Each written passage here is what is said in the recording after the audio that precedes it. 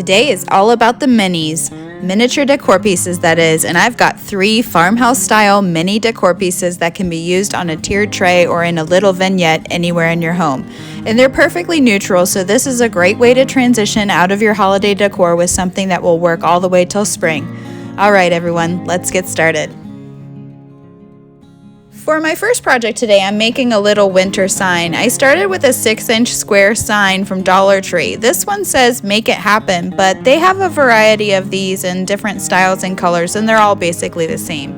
A little trick I use to cover up the design is to paint the piece black first, and I'm using basic acrylic craft paint for this so that I can save the more expensive chalk paint for other projects. Once that was dry, I painted the piece with my plaster color by Waverly, which if you've been with my channel for a while, you know is my favorite kind of chalk paint. It's nice and thick, so it takes fewer coats to get good coverage, but it's a really affordable brand available at Walmart. I think I have almost all of the Waverly colors at this point, but if I had to pick just a couple that were essential for farmhouse crafts, I'd say that I could probably whittle it down to just the plaster, mineral, and elephant colors. They're all great on their own, but they also layer and blend well together. Speaking of the mineral color, I'm using that next to add some distressing to my sign. I'm using my dry brush, and you just need a tiny bit of paint on the brush, so I like to use the paint lid. I dip the brush ever so slightly into the paint, dab most of it off on a paper, and then brush lightly onto the surface of the board. I go back and forth in the same direction so that it almost gives the texture you would get from sanding, only without the mess.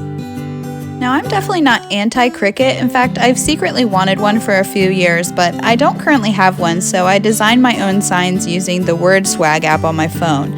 This one says "Time for Cozy," and if you're interested, I have a little tutorial for the Word Swag app and how I use it to layer different fonts for signs, and I'll just add that to a card above if you want to check it out.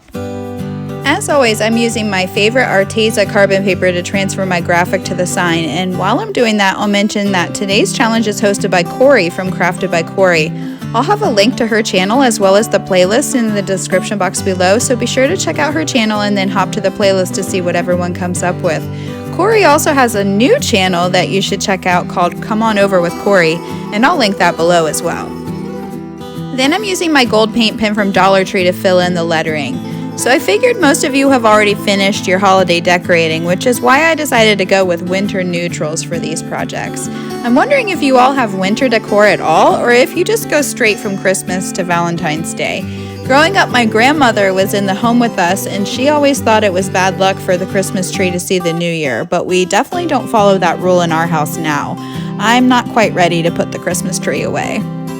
When I was young, my mother actually liked to read this book about a Christmas tree that stayed up all year, and they would decorate it for each of the big holidays, and we always thought that would be fun. We almost experience that in our house now because of my little Christmas lover, Tyler. He has a 6-foot pencil tree in his room year-round. He asked for it for his 7th birthday, which happened to be around Memorial Day, so the pools were opening and he wanted a Christmas tree. But that birthday was right at the beginning of COVID, so I had to get creative with how to make it special. I made large Christmas trees that said "Merry Birthday, Tyler," and pool noodle candy canes for the yard. Then we played Beach Boys Christmas music and had a socially distanced ice cream social for his friends and a few family members. That was his last birthday where my mother was present, so I'm glad we still had something despite COVID being full swing at that point. And here it is on my counter. I love how this turned out, and obviously with its cozy saying, it's geared toward winter, but you could use this same technique to create a different saying and it could work year round. For my next project, I'm using one of these little deer succulent containers that I saw at Dollar Tree. I think these are new this year because I've definitely never seen them before, but I just thought that they were the cutest things ever. They had lots of different animals. I got a few deer and some owls, but I think I saw penguins, hedgehogs, and something else. Maybe it was a fox? I just gave it a quick coat of my plaster color by Waverly, but because of the slick surface of the piece, it did take a few coats to get good coverage. I also didn't capture this on camera, but I did give this a coat of Mod Podge. I think I'm going to give these away as gifts, and that extra layer will ensure that the paint doesn't chip off. If this won't be in a high traffic area, or if you're just keeping this for your own decor, you can totally skip the Mod Podge. Now you see me giving it the old farmhouse look by using my black wax to give it a distressed look. I'm applying the wax heavily in areas that have lines so that the wax gets down into the cracks, and then I wipe the surface with a baby wipe. This removes the wax from the surface but leaves it all in the nooks and crannies, so it begins to bring back out that deer design. You can repeat this step as many times as you like to get your desired amount of distressed look. After that, I waited for the moisture left from the baby wipe to dry and then used my brush to apply the wax very lightly across the surface of the piece. This just gives it a light dusting of dimension all over the piece and not just in the cracks. You can fill this with whatever you have on hand. Some Christmas picks would look nice, or just some simple greens, but I used a couple of small succulents. These are from Amazon, which I can link below, but there are some nice ones that would work from Dollar Tree too. And here she is. I love how this turned out, and I absolutely love using succulents in the winter when florals are not really seasonal, but you could switch these out for other florals year round. I think I'm going to try painting a few of these gold as well, so I'll let you know how those turn out. For my final project, I wanted to create some winter trees, and I thought it would be fun to use some more of my thrifted fabrics. I started with a Christmas tree, or really a pine tree outline. I'm terrible at freehanding, so I printed one out, but you could absolutely freehand this. I had planned on making 3, but ended up just making 2. The tall one I'm showing on camera is 7 inches tall, and the shorter one you'll see at the end was 6 inches tall. I'm using this tan sweater I got at the thrift store many months ago. It was marked $2.99, but I always go on half off day, so I got it for just under $1.50. And the camera doesn't do this justice. It's really a nice looking men's quarter zip. I probably should have saved it for Rob, but alas, crafting comes first.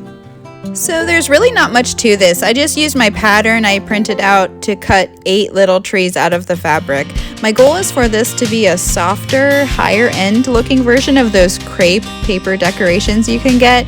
Did you ever have those? They came in all sorts of shapes. We definitely had some bells for Christmas, I think, but I also remember having some turkey ones for Thanksgiving decorations, and they were great because they didn't take up much space for storing away. They were flat, and then you would open them up and use those little metal prong thingies to keep them together. I think you can still get those at Dollar Tree. I need to think on it to see if there's a modern way to put those to use. So back to the project. Once those were cut out, I grabbed a mini dowel rod. I think I got these at Dollar Tree, but it may have been Walmart. And it was already the exact length I needed, about 7 inches. I then folded each of the trees in half and glued them to the dowel. In order to fluff them out a little, I ended up gluing a few branches here and there to the piece next to them. This isn't the whole piece, but just one of the branches to the same branch in the adjacent piece. Then I would glue another branch from the same piece to the piece on the other side so that they were all attached around the circle so none of them would fall open and look flat. The most challenging part of this project was figuring out how to make them stand on their own. I don't know why, but I guess I didn't think about the fact that fabric is not as sturdy enough to hold them up.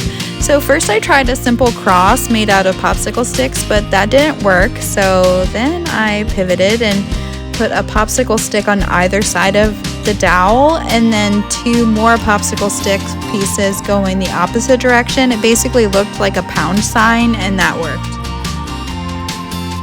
And here they are with the other 2 pieces. I really like how these turned out. I made the second one using a more knitted fabric, and I really like how wispy that one looks. So if I had a do-over, I would do more like that one. Thanks for joining me today. If you found me from the Minis playlist, I'd love for you to stick around and subscribe.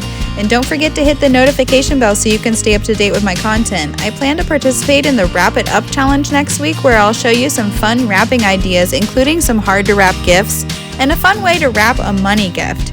You won't want to miss that one, so I hope to see you there. See you next time. Bye.